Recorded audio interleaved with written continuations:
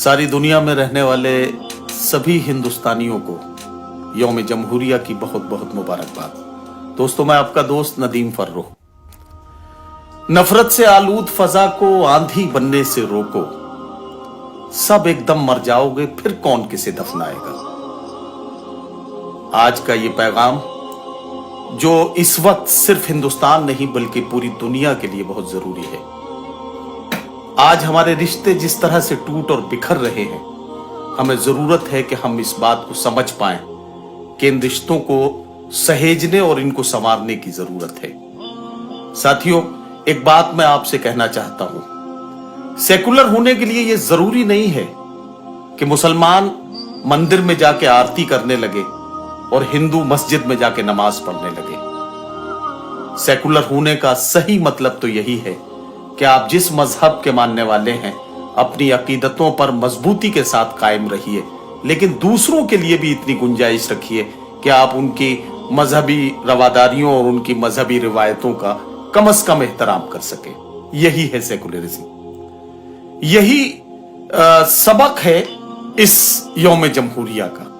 मैं एक बात बड़ी जिम्मेदारी के साथ अर्ज करना चाहता हूं कि बहुत बातें की जाती हैं कौमी यकजहती की, बहुत बातें की जाती हैं गंगा जमनी तहजीब की, बहुत बातें की जाती हैं सांझी विरासत की, लेकिन आज तक किसी ने नहीं बताया कि अगर इस सांझी विरासत को बचाने की जरूरत पड़े तो वो कौन सा तरीका हो सकता है कि जिस तरह से इस सांझी विरासत को बचाया जा सके।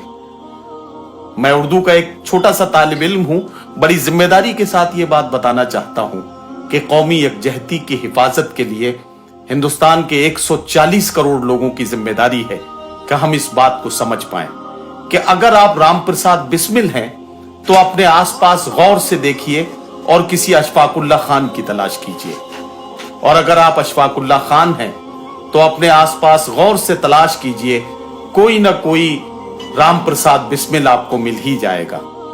जब वो मिल जाए तो उसे मोहब्बतों के साथ देखिए, उसकी तरफ मुस्कुराते हुए धीरे से उससे कहिए कि न तेरा है न मेरा है ये हिंदुस्तान सबका है, नहीं समझी गई ये बात तो नुकसान सबका है, जो इसमें मिल गई नदियां वो दिखलाई नहीं देती, महासागर बनाने में मगर एहसान सबका है।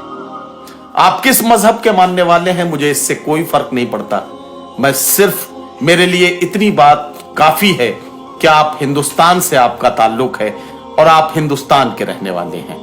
मेरा मानना यह है और मैं यही पैगाम आपको देना चाहता हूं आज के इस खूबसूरत से इस प्रोग्राम के जरिए आपको यह पैगाम देना चाहता हूं कि रोशनी का कुछ ना कुछ इम्कान होना चाहिए, बंद कमरे में भी रोशनदान होना चाहिए।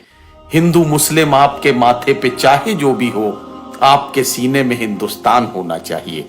आज के लिए बस यही पैगाम बहुत जरूरी है जो मैंने आप तक पहुंचाया। बहुत शुक्रिया। अल्लाह हाफिज।